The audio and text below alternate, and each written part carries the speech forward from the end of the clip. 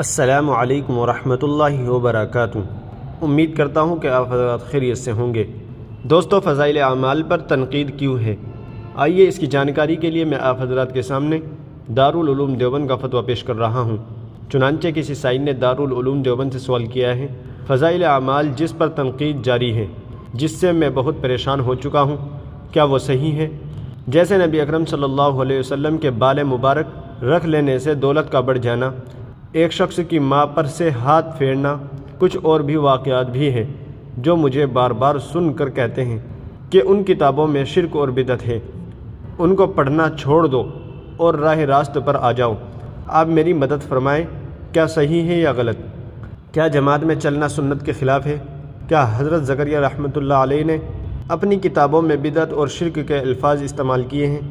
اللہ ہمیں صراط المستقیم پر ڈال دے۔ تو چلیے دیکھتے ہیں دارالعلوم دیوبند نے اس کا کیا جواب دیا ہے۔ بسم اللہ الرحمن الرحیم۔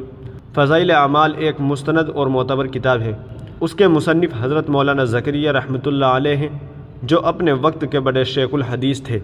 اس کتاب میں جو احادیث بیان کی گئی ہیں ان میں سے اکثر صحیح ہیں، بعض احادیث ضعیف بھی ہیں، لیکن محدثین کی تصریح کے مطابق فضائل کے باب میں ضعیف حدیث بھی معتبر ہے۔ جو واقعات اس میں بیان کیے گئے ہیں وہ مستند و معتبر ہیں۔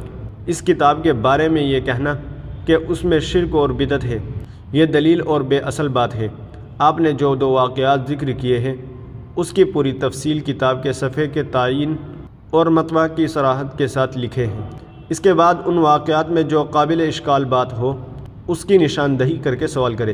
جواب نمبر 2، جماعت میں جانا سنت کے خلاف نہیں ہے، بلکہ یہ دین سیکھنے اور سکھانے کی ایک مفید شکل ہے۔ نوٹ: فضائل اعمال پر اعتراضات کے جائزے سے متعلق حضرت مولانا عبداللہ صاحب معروفی، استاد شعبہ تخصص فی الحدیث، دارالعلوم دیوبند کی کتاب دارالعلوم دیوبند کی ویب سائٹ پر موجود ہے، ملاحظہ فرمائیں۔ واللہ تعالی علم۔ دارالفتہ، دارالعلوم دیوبند۔ ناظرین، امید ہے کہ مسئلہ آپ کی سمجھ میں آ گیا ہوگا۔ ویڈیو کو زیادہ سے زیادہ شیئر کر دیجیے گا اور ہمارے چینل کو سبسکرائب بھی کر دیجیے گا۔ تو چلیے پھر ملتے ہیں کسی دوسری ویڈیو میں۔ السلام علیکم ورحمۃ اللہ وبرکاتہ۔